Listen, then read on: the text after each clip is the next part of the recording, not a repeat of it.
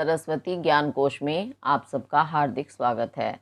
बच्चों, आज हम सूरदास जी का भ्रमर गीत नामक शीर्षक पढ़ेंगे।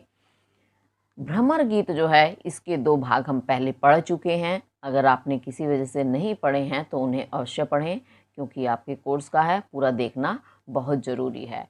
तो भ्रमर गीत सूरदास जी की एक बड़ी प्रसिद्ध रचना है, सूरसागर। उसी से लिया गया ये शीर्षक है। और उसमें श्री कृष्ण जब मथुरा चले जाते हैं ब्रज गांव से, तो वहाँ ब्रजवासी बहुत दुखी होते हैं। कृष्ण जी को इस चीज़ का आभास है कि मेरे वियोग में ब्रज के लोग बहुत दुखी होंगे, वहाँ की गोपियाँ परेशान होंगी। तो वो अपने मित्र उद्धव को योग का संदेश देकर भेजते हैं कि तुम जाओ और उन्हें योग की शिक्षा दो ताकि वो मुझे भूल जाएं। लेकिन जब उद्धव वहाँ जा कर के वहाँ के लोगों को, वहाँ की गोपियों को संदेश देते हैं योग का, तो वो गोपियाँ बहुत दुखी हो जाती हैं और उद्धव को खूब खरी खोटी सुनाती हैं। तो इसका नाम भी भ्रमर जो है, भ्रमर यानी भंवरा, उद्धव को उन्होंने भंवरा कहा है कि शायद तुम्हें भेजा तो कृष्ण ने कहीं और था और तुम भंवरे की तरह घूमते हुए यहाँ चले आए हो और अपनी बातों से गुंजार कर रहे हो जो उन्हें बिल्कुल भी रास नहीं आ रहे। वही गीत भ्रमर गीत के नाम से दिए गए हैं। चलिए तो हम देखते हैं आगे। कहत कत परदेसी की बात, मंदिर अरद अवधि बदी हमसो, हरि आहार चली जात। शशि रिपु बरस सूर रिपु जुगबर, हर रिपु की नोह घात।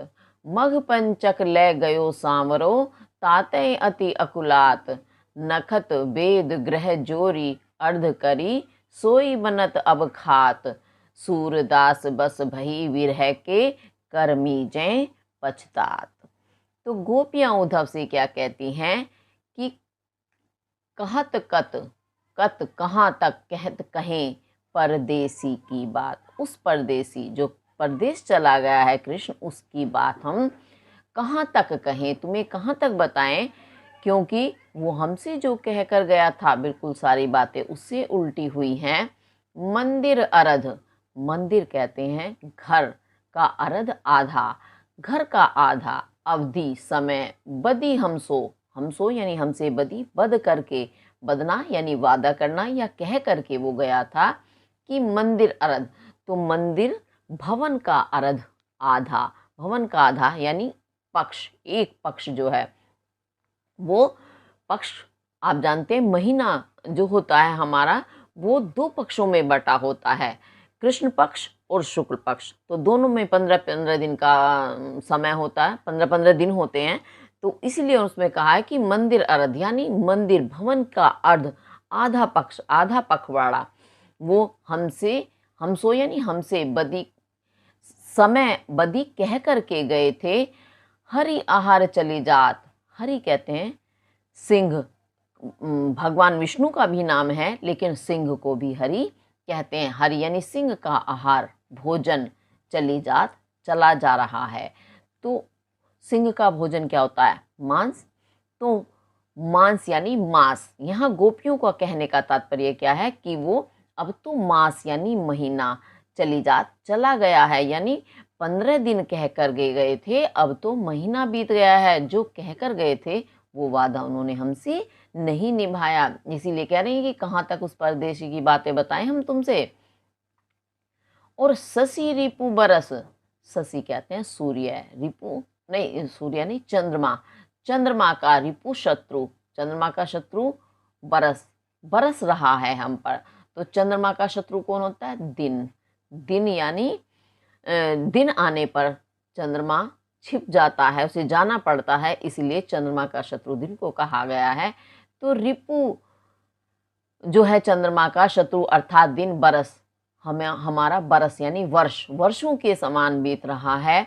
और सूर रिपु, सूर सूर्य का, रिपु शत्रु, सूर्य का शत्रु कौन होता है? रात। तो रात्रि जुग बर, जुग यानी युगों के बराबर हमारी बीत रही है। किस कारण? श्री कृष्ण के वियोग के कारण।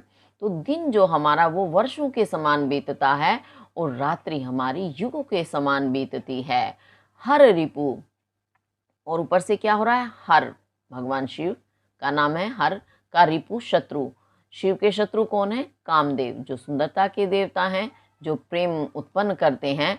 तो शिव के जो वो शत्रु हैं कामदेव, कीनो घात, हम पर घात यानी आघात प्रहार कीनो कर रहा है। कामदेव हमें कृष्ण के वियोग में और भी ज़्यादा तड़पा रहा है, वो हम पर प्रहार कर रहा है, जिस कारण हम उस वियोग को सहन करने में असमर्थ हो रही हैं। और क्या कहती हैं गोपियाँ? मग पंचक ले गयो सांवरो। सांवरो, वो सांवरा, श्री कृष्ण सांवले थे तो उनका नाम सांवरा भी उन्होंने रखा है। तो वो जो श्री कृष्ण सांवले हैं वो मघ, मघ का अर्थ है यहाँ मघा, एक नक्षत्र होता है, 27 नक्षत्र होते हैं, तो उनमें से एक नक्षत्र मघा होता है। तो मघा नक्षत्र से पंचक, पांचवा, यानी मघा नक्षत्र के बाद जो पांचवा नक्षत्र आता है वो होता है चित्रा नक्षत्र। तो चित्रा नक्षत्र ले गयो, हमारा वो ले गया कौन? सांवरा कृष्ण। अब ये बात आपको समझ में नहीं आई होगी, इसे मैं साथ साथ आपको भावार्थ समझा देती हूँ इसका।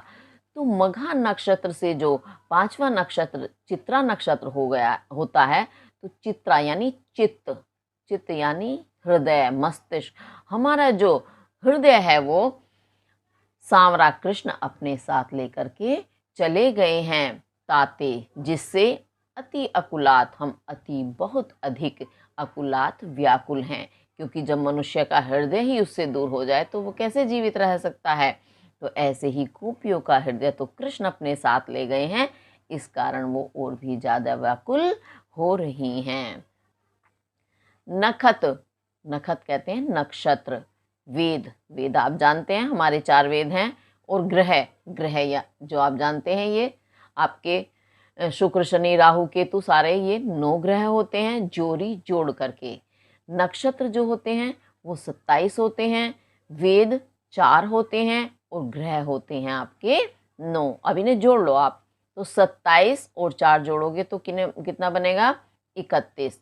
अब 31 में 9 ग्रह जोड़ दो तो कितने हो जाएगा? 40, जोड़ी जोड़ करके, यानी नक्षत्र वेद और ग्रह जोड़ी जोड़ करके, पहले उन्हें जोड़ो, यानी जोड़ा हमने तो बना 40। अर्ध करी, अब जोड़ करके उसे अर्ध आधा करी कर दो, आधा करके सोई बनत, सोई यानी जो भी बनत बनता है अब खात, अब तो ऐसा लगता है हमें वही खाना पड़ेगा। तो आधा 40 का आधा आप करोगे क्या बन जाएगा? 20 है। 20 से तात्पर्य है इनका यहाँ विष, तो विष बनता है, उस विष को ही हमें खाना पड़ेगा। विष आप जानते हैं, जहर, जिसे खाने से इंसान की सांसें रुक जाती हैं, जीवन समाप्त होता है। तो गोपियाँ कृष्ण के विरह में इतनी ज़्यादा दुखी हैं, वो यही कह रही हैं कि अब तो हमें ऐसा लगता है कि वो हमसे वादा कुछ और करके गए थे और आए अभी तक नहीं है, उन्होंने बिल्कुल वादा नहीं निभाया, तो अब हमें अपने जीवन का ही अंत करना होगा, अर्थात हमें विष खाकर अपने आप को समाप्त करना होगा, ऐसी स्थिति दिखाई दे रही है। सूरदास जी कहते हैं बस भई विरह के, तो गोपियाँ क्या कह रही हैं उद्धव से कि हम विरह वियोग के बस में भई हो गई हैं, अब तो सिर्फ वियोग ही हमारे ऊपर छाया हुआ है, उसके अलावा हमें कुछ दिखाई नहीं देता। कर मीजे पछितात, कर कहते हैं हाथ, मीजे मल करके, पछितात हम पछता रहे हैं। अब हम हाथ मल, क्योंकि जब हमारे वश में कुछ नहीं होता तो क्या करते हैं, हम हाथ मलने लगते हैं, यानी अब कुछ चारा ही नहीं है, क्या करें। तो वही अब गोपियाँ भी कह रही हैं कि अब तो हाथ मलने के सिवा और पछताने के सिवा हमारे पास और कोई चारा नहीं है। हम पछता रहे हैं कि हमने कृष्ण से ये प्रेम क्यों किया, जो वादा ही निभाना नहीं जानते। ऐसे कृष्ण से प्रेम करना बहुत ही गलत रहा हमारा, ऐसे सोच करके वो मीजे यानी हाथ मल करके पछता रही हैं। ये आपका जो है पद का भावार्थ मैंने साथ साथ समझाया, आपको समझ आया होगा। अब इसके हम काव्य सौंदर्य के तत्व देख लेते हैं। भाषा आपकी ब्रज है और इसमें आपका श्रृंगार है वियोग श्रृंगार, क्योंकि बेचारे वियोग के कारण ही पीड़ित हैं, लेकिन श्रृंगार रस है इसके अंदर, वियोग श्रृंगार है। और शब्द शक्ति आपकी लक्षणा और व्यंजना है। गुण इसमें प्रसाद हो गया और छंद है आपका गेयात्मक। अब इसमें हम जो हैं क्या देखेंगे, अलंकार। अलंकार में आप देखेंगे मंदिर, यहाँ मंदिर का अर्थ है ना हरि आहार का अर्थ, एक शब्द से दो अर्थ निकल रहे हैं, है ना। ऐसे ही हरि आहार से शशि रिपु, वैसे तो चंद्रमा का शत्रु, लेकिन चंद्रमा का शत्रु क्या है, दिन, यानी शशि रिपु का शाब्दिक अर्थ हो गया चंद्रमा का शत्रु, लेकिन जो उसका भामार्थ पीछे निकल रहा है वो दिन। ऐसे ही सूर्य रिपु है, तो हर रिपु, हर किसी के, यहाँ अधिकतर पदों के दो दो अर्थ निकल रहे हैं। तो जहाँ एक शब्द या पद के दो दो या दो से अधिक अर्थ निकलते हैं वहाँ श्लेष अलंकार होता है। और इसी के साथ इसमें आपका और भी है, ढूंढेंगे। कहत कत परदेसी की बात, तातावर्ण की आवृत्ति हो रही है, और अरध अवधि आवर्ण की आवृत्ति हो रही है, धाधावर्ण की आवृत्ति हो रही है, हरि आहार रावर्ण की आवृत्ति हो रही है। तो अब आप इसमें ऐसे ही देखते जाएंगे, आपको ऐसे वर्ण और भी मिलेंगे जहां एक वर्ण बार बार आए, आवृत्ति हो उसकी, आवृत्ति यानी बार बार आना, वहां अनुप्रास अलंकार होता है। तो इसमें आपका अनुप्रास अलंकार भी बनता है। अब ये आपको समझ आया होगा, आगे चलते हैं, देखते हैं। निसी दिन बरसत नयन हमारे, सदा रहती वर्षा ऋतु हम पर, जब तय श्याम सिधारे। दृग अंजन न रहत निसी बासर, कर कपोल भयकारे। कंचुकी पट सूकत नहीं कबहू, उर बिच बहत पनारे। आंसू सलिल सबे भई काया, पल न जात रिस टारे। सूरदास प्रभु यही परे खो, गोकुल काहे बिसारे। अब इसमें गोपियां अपने दुख को बताते हुए कृष्ण जी से शिकायत कर रही हैं कि क्यों कृष्ण ने इस गोकुल गांव को बिसार दिया।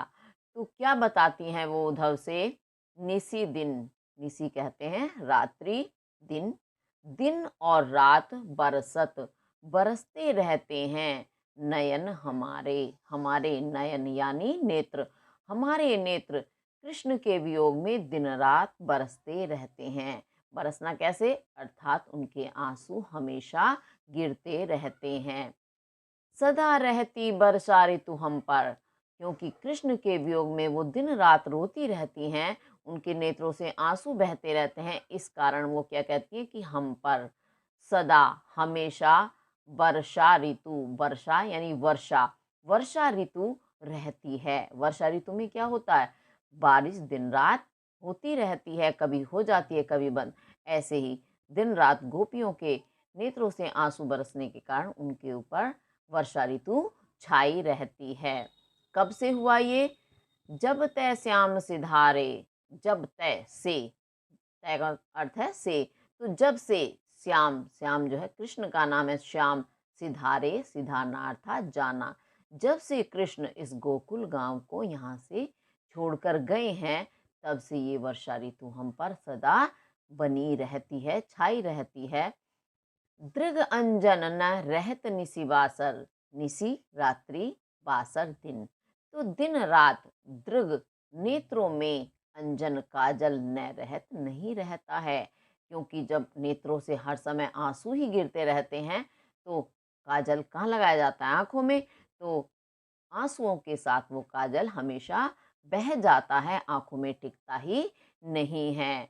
और उस काजल के बह जाने के कारण क्या होता है, कर, कर कहते हैं हाथ, कपोल गाल, भय हो गए हैं कारे, कारे यानी काले। तो इसी कारण उस काजल की वजह से हमारे हाथ और कपोल गाल काले हो गए हैं। कैसे हो गए हैं, क्योंकि आंसुओं के साथ बह करके काजल पहले गालों पे आता है, क्योंकि आंसू लुढ़क के सबसे पहले गालों में आते हैं, तो उस कालीमा के कारण उनके गाल काले हो गए हैं, और अपने हाथों से वो बार बार आंसुओं को पोंछती हैं, इस कारण हाथ भी उनके काले हो गए हैं।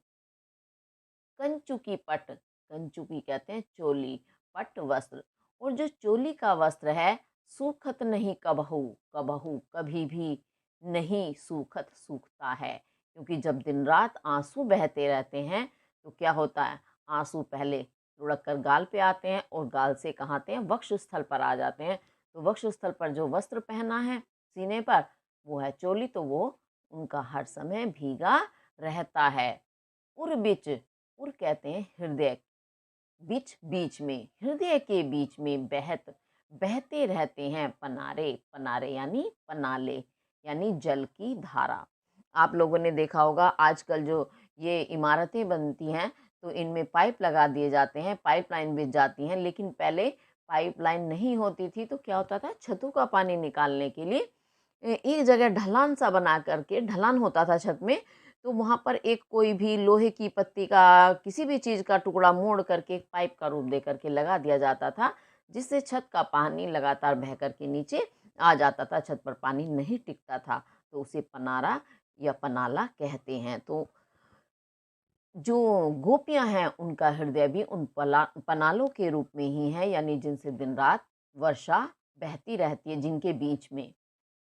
और क्या होता है, आंसू सलिल सबे भई काया, सबे सारी काया शरीर, हमारा सारा शरीर भई हो गया है आंसू सलिल, आंसुओं का सलिल जल, यानी आंसुओं के कारण पूरा शरीर जो है हमारा जल ही बन गया है, यानी सारा शरीर आंसू में भीगा रहता है, तो ऐसा लगता है ये जल ही है शरीर अब। पल न जात रिस्टारे, और पल एक क्षण के लिए भी, रिस कहते हैं क्रोध, न जात नहीं जाता है, टारे टाला, एक पल के लिए भी क्रोध नहीं टाला जाता। किसका? कामदेव का। कामदेव क्या है? प्रेम के देवता हैं। तो वियोग की दशा में वो गोपियों को और भी ज्यादा पीड़ित करते हैं, तो उन्हें ऐसा आभास होता है कि कामदेव हमेशा उन पर क्रुद्ध हुए रहते हैं, क्रोध करते रहते हैं, उनका क्रोध जो है एक पल के लिए भी शांत नहीं होता, अपने शांत नहीं करते हैं क्रोध को, और इस कारण गोपियां कृष्ण के वियोग में और भी ज्यादा पीड़ित हो रही हैं। सूरदास प्रभु यह परैखो, तो सूरदास जी कहते हैं, सूरदास जी कहते हैं कि गोपियां और क्या कहते हैं उद्धव से, कि प्रभु हमारे जो वो प्रभु कृष्ण है, यह परेखो, हमें उनसे यही परेखो दुख है या खेद है, कि गोकुल काहे बिसारे, कि कृष्ण ने काहे, किस लिए, किस कारण इस गोकुल गांव को बिसारे, बिसार दिया, भुला दिया। तो हमारे दुख का सबसे बड़ा कारण यही है कि हम तो कृष्ण से इतना प्रेम करते थे, आज भी जाने कैसे उनके बिना जी रहे हैं, और कृष्ण ने हमें भुला दिया है। ये हमारे लिए सबसे बड़े दुख की बात है। ये इसका मैंने आपको शब्दार्थ और भावार्थ सारा समझाया है।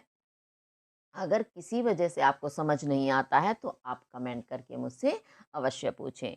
चलिए तो अब देखते हैं इसके हम काव्य सौंदर्य के तत्व। भाषा आपकी ब्रज भाषा है और रस इसमें वियोग श्रृंगार है, शब्द शक्ति लक्षणा है और व्यंजना भी है, और इसमें छंद जो है वो आपका गेयात्मक है, गुण है प्रसाद। अब इसमें हम देखते हैं कि इसमें कौन कौन से अलंकार बनते हैं। इसमें आप ध्यान से देखेंगे, उन्होंने गोपियों ने क्या बताया है कि वर्षा ऋतु, वर्षा ऋतु, आंसुओं को सीधे वर्षा ऋतु बताया है। तो उपमेय में उपमान का भेद रहित आरोप करने के कारण यहाँ आपका रूपक अलंकार है। और रूपक अलंकार भी कौन सा है, क्योंकि बात को अति यानी बहुत ज्यादा शयोक्ति, बड़ी ही ज्यादा अधिकता से बढ़ा चढ़ा करके बोला है, इस कारण इसमें रूप का अतिशयोक्ति अलंकार आपका बनता है। तो ये वाला पद आपका पूरा हुआ। अब आगे देखते हैं। ऊधो भली बही ब्रज आए, विधि कुलाल कीन्ह कांचे घट, ते तुम आनी पकाए, रंग दीनो हो कान्ह सांवरे, अंग अंग चित्र बनाए, पाते गरे न नयन नहेते, अवधि अटा पर छाए, ब्रज करी अवा जोग ईंधन करी, सुरती आन सुलगाए, फूक उसास बिरह प्रजरनी संग, ध्यान दरस सिय राय, भरे संपूरन सकल प्रेम जल, छुअन न काहू पाए, राज काज तय गए सूर प्रभु, नंद नंदन कर लाए। अब और क्या कहती हैं गोपियां, उद्धव को बड़े ताने कसती हैं, क्योंकि उद्धव योग की जो शिक्षा उन्हें देते हैं वो गोपियों को बिल्कुल भी पसंद नहीं आती। इसी कारण क्या कहती हैं वो उद्धव से कि उद्धो, हे उद्धव, भली भई, भला हुआ, भई हुआ, ब्रज आए। तुम इस ब्रज गांव में आ गए, तुमने बड़ा ही भला किया, अच्छा किया जो तुम ब्रज गांव में चले आए। क्यों? क्योंकि विधि कुलाल, विधि कहते हैं विधाता, विधाता कौन? ब्रह्मा जी। ऐसा माना जाता है कि सृष्टि की हर वस्तु का निर्माण ब्रह्मा जी ने किया है, तो इसीलिए उन्होंने विधाता को कुलाल, कुम्हार कहा है। कुम्हार भी क्या करता है? मिट्टी के बर्तन बनाता है, अनेक प्रकार के बर्तन बनाता है। तो उस विधाता रूपी कुलाल कुम्हार ने कीन्हे कांचे घट, हमें घट यानी घड़ों को कांचे, कच्चा कीने किया था, अर्थात बनाया था। तो हमारे जो घट, उन्होंने शरीर को कहा है, घट कहते हैं घड़ा, तो कुम्हार क्या बनाता है? घड़ा। तो ऐसे ही ब्रह्मा रूपी कुम्हार ने हमारे इन शरीर रूपी घड़ों को कांचे कीने कच्चा किया था, कच्चा बनाया था, क्योंकि मिट्टी के बर्तन पहले कच्चे ही बनते हैं, बाद में उनको आग में पका करके मजबूत बना लिया जाता है, पक्का किया जाता है। तो उसी तरह विधाता ने हमारे शरीर रूपी जो घड़े थे उनको कच्चा बनाया था। ते उन्हें यानी उन हमारे शरीर रूपी घड़ों को तुमने आनी पकाए, आकर के पका दिया, पका करके मजबूत कर दिया। अब कैसे कैसे पकाया, अभी आगे पता चलेगा। रंग दीनो हो कहना सांवरे, और जब वे घड़े पक जाते हैं तो कुम्हार क्या करते हैं? उसमें रंग लगाते हैं, नई नई आकृतियां बनाते हैं, जिससे वो घड़े सुंदर लगे। तो उसी प्रकार पहले तो तुमने हमारे इन शरीर रूपी घड़ों को पक्का किया, उसके बाद कान्हा सांवरे, कान्हा कृष्ण जी का नाम है, और कृष्ण कैसे हैं? सांवरे, सांवले रंग के हैं। तो इस कारण कृष्ण का जो सांवला रंग है, रंग दीनो हो, तुमने हमें उसी कृष्ण के सांवले रंग में रंग दिया है। अंग अंग चित्र बनाए, और रंगने के बाद क्या किया? उन शरीर रूपी घड़ों के अंग अंग पर यानी प्रत्येक अंग पर चित्र बनाए।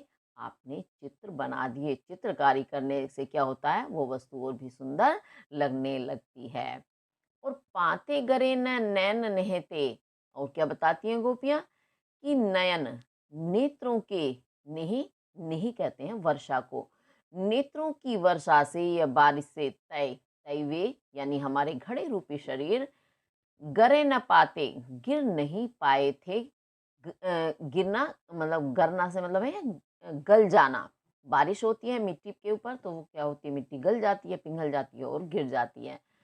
तो हमारे नयन, नेत्रों का जो नहीं वर्षा थी, तय उस बारिश से ये शरीर रूपी घड़े हमारे न गले पाते, नहीं गल पाए थे। क्योंकि क्यों नहीं गले थे? भाई बारिश हुई है, पानी होगा तो निश्चित रूप से मिट्टी तो गलेगी, लेकिन गले नहीं बारिश के बावजूद भी। इसका क्या कारण है?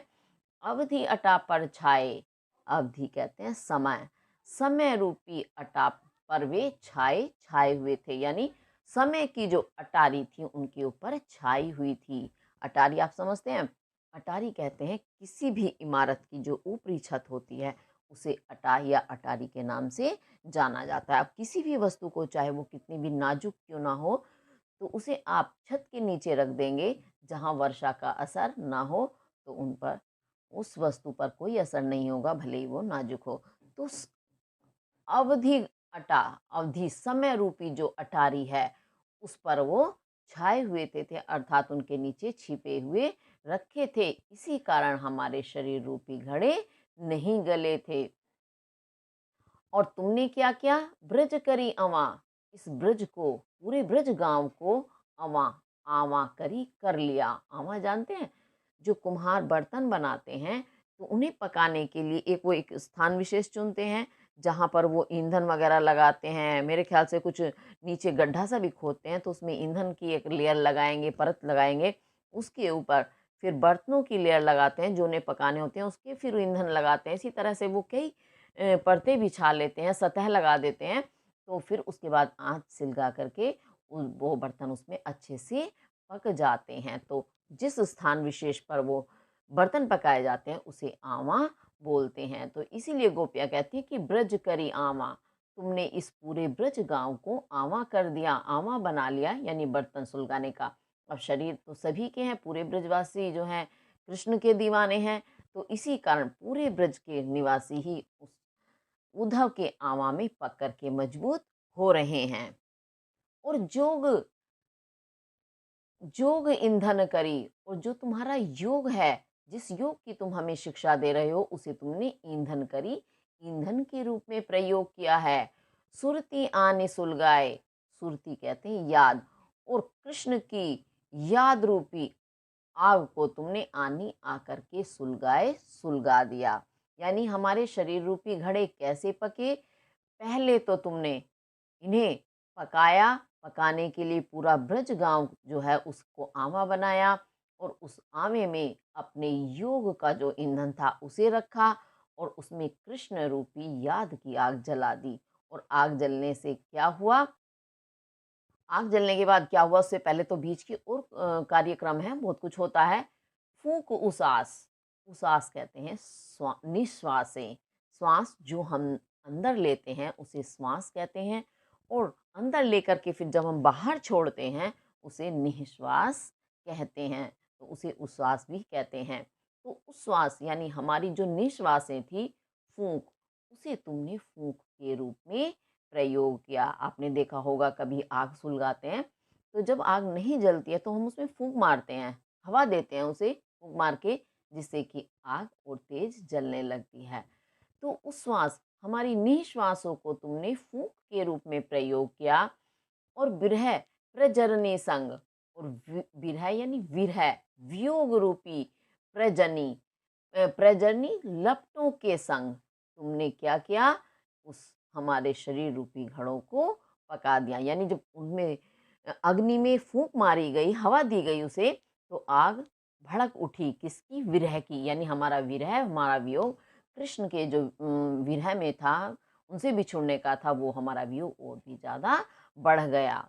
ध्यान दरस सिय राय, और तुम्हारे ऐसा करने से क्या हुआ? जब हमारा वियोग बढ़ा तो हमें कृष्ण का ध्यान आया, दर्श, और उनके दर्शन की जो लालसा थी वो हमारी बढ़ गई। हमें संतुष्टि हुई कि एक दिन हमें कृष्ण आकर के अवश्य मिलेंगे। तो उनके ध्यान और दर्शन से तुमने हमारे शरीर रूपी घड़ों को सियराए, सिराना अर्थात शीतल करना, ठंडा करना। तो तुमने ध्यान और कृष्ण की जो दर्शन की जो हमारी अभिलाषा थी, उसके माध्यम से हमारे शरीर की इस तपन को, शरीर रूपी घड़ की तपन को शीतल कर दिया। सियराना अर्थात शीतल करना। उसके बाद क्या हुआ? भरे संपूर्ण सकल प्रेम जल, जब ये शरीर रूपी घड़े ठंडे हो गए तो संपूर्ण सारे, सारा जो घड़ा था वो प्रेम जल, सकल संपूर्ण प्रेम के जल से भर गया। हमारा शरीर रूपी जो घड़ा था वो सारा का सारा कृष्ण के प्रेम जल से भीग गया, भर गया। छुअन न काहू पाए, और अब हमारे ये शरीर रूपी घड़े इतने मजबूत हो गए हैं कि छुअन न काहू पाए, काहू कोई भी इन्हें छूने ना पाए, नहीं पाएगा। अर्थात इन हमारे शरीर रूपी घड़ों को अब कोई नहीं छू सकता, सिर्फ ये श्री कृष्ण के लिए ही अब सुरक्षित हैं। राजकाज तय गए सूर प्रभु, सूरदास जी बताते हैं कि क्या कहती हैं गोपियां उद्धव से? प्रभु, हमारे जो प्रभु कृष्ण हैं वो तो राजकाज तय, राजकाज के लिए गए हैं, काज यानी कार्य के लिए, यानी राज के कार्य के लिए गए हैं। नंद नंदन, और नंद का जो वो नंदन आनंद है, क्योंकि माता पिता को असली आनंद कौन देता है? उसकी संतान। तो नंद कृष्ण के पिता हैं, तो वो नंद के नंदन कहते हैं आनंद। कर लाए, उसी के कर कहते हैं हाथ के, लाए लिए हैं, यानी वही आकर के अपने हाथों से इन्हें छू सकता है, इन घड़ों को, और किसी को इन्हें छूने का अधिकार नहीं है। ये इसका मैंने शब्दार्थ बताया, भावार्थ भी आपको समझ आया होगा। थोड़ा थोड़ा मैं समझाती चली हूँ, तो एक बार मैं घड़े के रूप में आपको बताना चाहती हूँ, तो आपको सारी बात समझ में आ जाएगी। कुम्हार ने घड़ा बनाया कच्ची मिट्टी का, फिर उसने क्या किया? आमा सुलगाया, और आमे में उस बर्तन को पका दिया, उस घड़े को पका के मजबूत कर लिया। जब वो मजबूत हो गया तो उसे क्या किया, सुंदर बनाने के लिए उस पर रंग चढ़ाया, और रंग चढ़ाने के बाद उस पर नए नए चित्र बना दिए, जिससे वह सुंदर लगने लगा।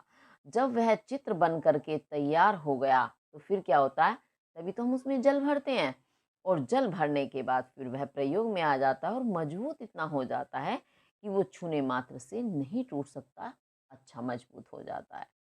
अब अगर उसमें आप जानबूझ के ही आप धक्का मारेंगे, आप या ठोकर मारेंगे या ऊपर से गिराएंगे तो वो टूटना तो निश्चित बात है, लेकिन सरलता से वह घड़ा नहीं टूटेगा, वह अब जल भरने योग्य हो गया है। वही बात गोपियों ने इसमें कही थी कि विधाता ने तो हमारे कच्चे घड़े बना दिए थे शरीर, लेकिन तुमने उनको पकाया। पकाने के लिए क्या किया, पूरे ब्रज में आकर के तुमने योग का जो भाषण दिया, उसने अग्नि का काम किया, और पूरा ब्रज गांव आवा के रूप में परिवर्तित हो गया। यानी पूरे गांव में ये आग लग गई एक एक मनुष्य में कि हमें योग के माध्यम से कृष्ण को भुलाना चाहते हैं, इसलिए सब क्रोधित थे।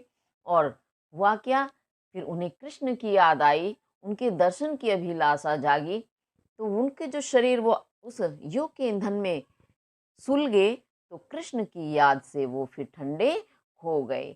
और उद्धव ने क्या किया, जो उनकी निश्वासें थी वो क्रोध के कारण ऐसी गरम गरम निकल रही थी कि सारी गोपियां जो थी, सारे ब्रज के वासी, उनकी विरह की आग और भी तेज हो गई कृष्ण के वियोग की। लेकिन कृष्ण के दर्शन की और उनके ध्यान करते ही उनके शरीर की जो तपन थी वह शीतल हो गई। इस प्रकार वो उनके शरीर रूपी घड़े मजबूत हो गए, जो कृष्ण के प्रेम से परिपूर्ण हो गए। अब उन पर ये योग जैसी कोई भी चीज कोई असर नहीं कर सकती, कोई योग जैसी वस्तु ने नहीं छू सकती। यही गोपियां बताना चाहती हैं, या सूरदास जी गोपियों के माध्यम से बताना चाहते हैं। तो देखिए कितने कृष्ण भक्त थे वो लोग कि उन पर किसी भी चीज का कोई असर नहीं हो रहा था। अब ये इसका आपको भावार्थ भी समझ में आया होगा। अब हम इसके क्या देखेंगे, काव्य सौंदर्य के तत्व। काव्य सौंदर्य के तत्व में आपको पता है भाषा आपकी वही ब्रज भाषा है, और शब्द शक्ति आपकी व्यंजना है। गुण इसमें प्रसाद भी है और माधुर्य, पहले प्रसाद है और अंत में माधुर्य है। और छंद आपका गेयात्मक है, रस वही वियोग श्रृंगार है। अब इसमें हम ना अलंकार ढूंढेंगे भाई। भली भई भा भावर्ण की आवृत्ति हो रही है, विधि कुलाल कीने कांचे। का वर्ण की आवृत्ति हो रही है, और आगे भी देखते चलेंगे। अच्छा, अंग अंग में एक शब्द की आवृत्ति होने के कारण, पुनः कहा जाने के कारण, पुनः यानी फिर से दोहराने के कारण, यहाँ पुनरुक्ति प्रकाश भी है आपका। फिर आगे देखेंगे, पाते गरेना नैन नेहते, नाना वर्ण की आवृत्ति हो रही है। अवधि अटा आवर्ण की आवृत्ति हो रही है। और भी देखते चलिए, कुछ ना कुछ फिर हाथ आ जाएगा। सकल प्रेम जल, लाला वर्ण की आवृत्ति हो रही है, और उस ये संपूर्ण सकल में भी सासा वर्ण की आवृत्ति हो रही है। तो नंद नंदन नाना वर्ण की आवृत्ति हो रही है। राजकाज में भी जा जा वर्ण की आवृत्ति हो रही है। तो जहां एक वर्ण बार बार आए या उसकी आवृत्ति हो, वहां अनुप्रास अलंकार होता है।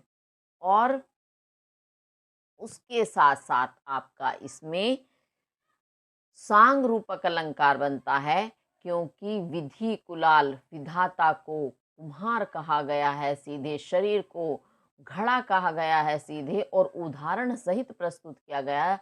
सांग, सांग यानी सहित अंग के, यानी अंग अंग बता करके, एक एक चीज भाग बता करके रूपक का वर्णन किया गया है। इस कारण आपका यहाँ सांग रूपक अलंकार बनता है। तो इसके साथ ये पद पूरा हुआ। अब चलते हैं आगे, देखते हैं। आँखियाँ हरि दर्शन की भूखी, कैसे रहती रूप रस रांची। ये बतियां सुनी रूखी, अवधि गनत इकटक मग जोवत, तब इतनो नहीं झूठी। अब यह योग संदेशो सुनी सुनी, अति अकुलानी दुखी। बारक वह मुख आन दिखावहु, दुहि पै पीबत पतूखी।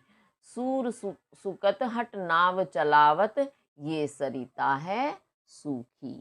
अब गोपियां उद्धव को फिर खूब ताना मारती हैं और क्या कहती हैं, अखियां, हमारी जो ये अखियां अर्थात आंखें हैं, हरि हरि कृष्ण का नाम है, कृष्ण दर्शन, दर्शन यानी दर्शन की, देखने की भूखी भूखी हैं।